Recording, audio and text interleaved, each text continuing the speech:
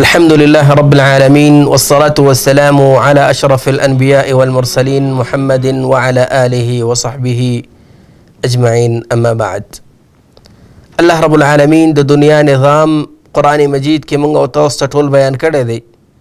الله رب العالمین چې کله د ځمکې او د اسمانونو پیدایش کو د وخت ترتیب یې داسې جوړ کړی دی چې کال 12 میاشتې دی.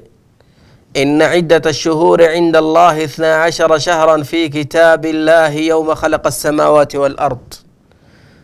د اسمانونو او د ځمکې پیدایش د وخت نه الله رب العالمین د کال دغه نظام 12 میاشتې ایښی دی، لیکن په دغه کې الله رب العالمین 4 میاشتې داسې ایښي دي چې هغه د فضیلت والا دي، چې هغې ته اشهر الحرم وایي. په هغې کې 3 میاشتې چې کوم دی هغه مسلسل پرله پسې یو بل پسې راځي، او یوه میاشت د رجب چې کوم د هغه د رمضان نه 2 میاشتې مخکې ده چې کوم دا اوس پکې موږ او تاسو روان یو.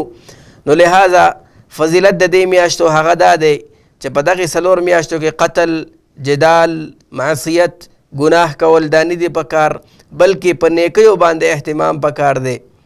او د رجب د میاشتې باره کې خاص چې کوم فضیلتونه ذکر شوي دي د هغې باره کې مکمل مختصر شکل باندې ذکر کوو چې آیا د رجب د میاشتې فضیلت شته او که نشته.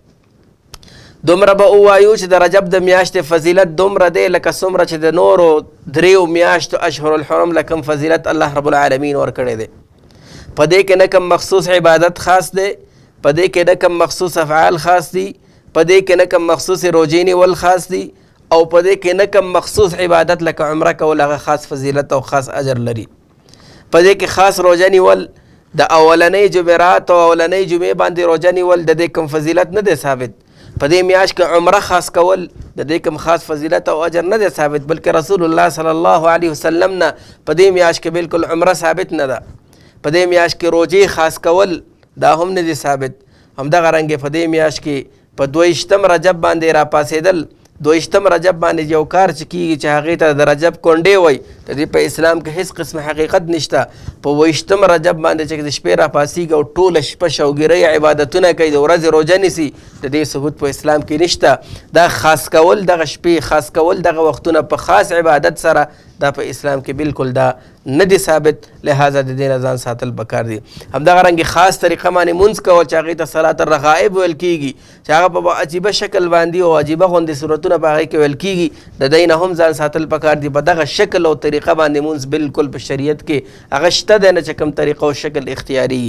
لہذا په دې کې اضافي خیراتونه ورکول، اضافي صدقات ورکول او دی نیت باندې چې دی خاص اجر دی د دې وجې نه چې دا د رجب میاشت ده، دا رنګه هېڅ قسمه فضیلت د دې میاشتې هغه ثابت نه دی. همدغه رنګې په دې کې اخترونه کول، په دې کې نور خوشحالۍ کول دا هم ثابت نه دي. نوې کپړې کول او دغه رنګې هدیرو او قبرستانونو له تلل دا هم دې میاشت کې بالکل ثابت نه دي. څنګه اجر او فضیلت چې نورو 3 میاشتو له اشهر الحرم له الله رب العالمین ورکړی دی چې هغه ذوالقعده او ذوالحجه او محرم دي، دغه رنګه اجر او فضیلت دغه میاشتې له هم الله ورکړی دی. د هغې نه زیاتۍ پکې نشته او کمی پکې نشته. لہذا دا سوچ کول پکار دي چې زمونږ او ستاسو دین، زمونږ او ستاسو زندګي، زمونږ او ستاسو اعمال، زمونږ او ستاسو طریقه د حیات او د زندګۍ دا د رسول الله صلی الله علیه وسلم د طریقو نه بار نه وي. پکار ده چې رسول الله صلی الله علیه وسلم په هدایاتو باندې لاړ شو، د هغه هدایت په خپل ژوند کې عملي کو. الله رب العالمین دې موږ او تاسو له په دې باندې عمل کولو توفیق راکړي، او الله دې موږ او تاسو اضافي خرافات او بدعاتونه لرې وساتي.